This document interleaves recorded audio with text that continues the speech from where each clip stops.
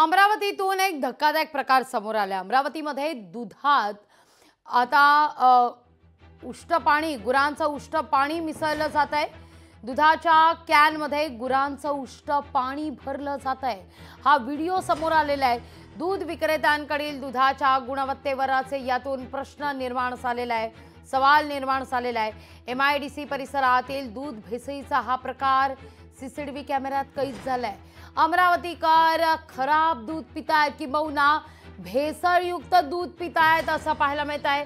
लहान बालकांसोबत अमरावतीकरांचं आरोग्य सुद्धा धोक्यात आलेलं आहे। अन्न आणि औषध प्रशासन विभाग याकडे लक्ष देणार। काही दृश्य पहा, अगदी बिनधास्तपणे जे गुरांकरता पिण्याचं पाणी ठेवलं जातं ते पाणी थेट दुधाच्या या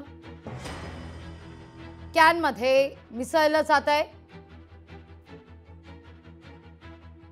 जो दूध विक्रेता आहे तो थांबतो तिथं, गुरांसाठी असलेलं पाणी घेतलं जातं आणि या जारमध्ये ज्या ठिकाणी दूध आहे त्यात ओतलं जातं।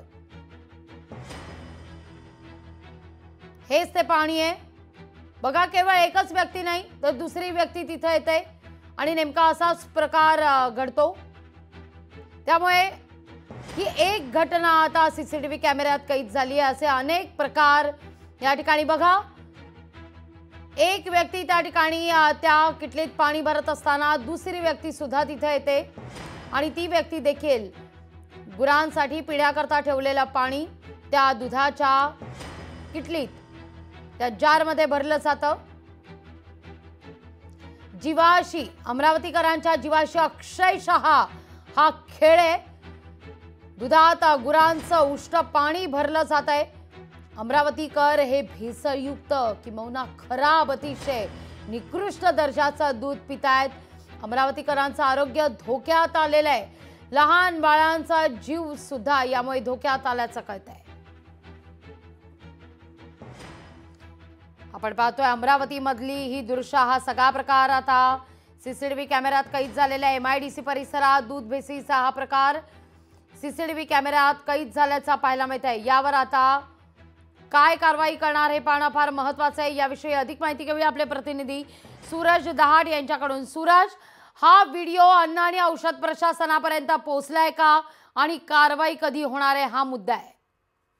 नक्कीच आपण जर पाहिलं तर ह्या अद्यापपर्यंत अन्न व औषध प्रशासनाने याची अद्यापपर्यंत दखल घेतलेली, खरं तर हा अतिशय गंभीर आणि तेवढा संतापजनक हा प्रकार म्हणावा लागेल। कारण ग्रामीण भागातून जे आहे ते मोठ्या प्रमाणात शहरामध्ये दूध येतं, मात्र अशा प्रकारे जर म्हणजे गुरांच्या जे पाणी गुरं पितात तेच पाणी ज्या दुधाच्या कॅनमध्ये टाकून सर्रासपणे राजरोसपणे विक्री केला जातो, त्यामुळे मोठ्या प्रमाणात जे आहे जे आरोग्य बालकांचं, नागरिकांचं आरोग्य यामध्ये धोक्यात आहे। आपण जर पाहतो दररोज हजारो लिटर जे आहे जे दूध अमरावती शहरामध्ये ग्रामीण भागातून येतात, मात्र कुठल्याही प्रकारची या दुधाच्या कॅनची तपासणी होत नाही, दुधाची तपासणी होती। खरं तर दररोजपणे म्हणजे लोकांच्या घरामध्ये दूध जाण्याच्या आधी जे आहे ते तपासणी करणं अत्यावश्यक असतं, मात्र कुठल्याही प्रकारे या ठिकाणी असं होत नाही। अन्न व औषध प्रशासन आता तरी जागी होणार का? कारण का संपूर्ण जो आहे तो CCTV फुटेज समोर आल्यानंतर जो आहे मोठ्या प्रमाणात नागरिकांकडून संताप व्यक्त करण्यात आहे। त्यामुळे आता तरी यापुढे अशी घटना होऊ नये यासाठी आता तरी अन्न व औषध प्रशासन दखल घेणार का त्याकडे लक्ष लागली।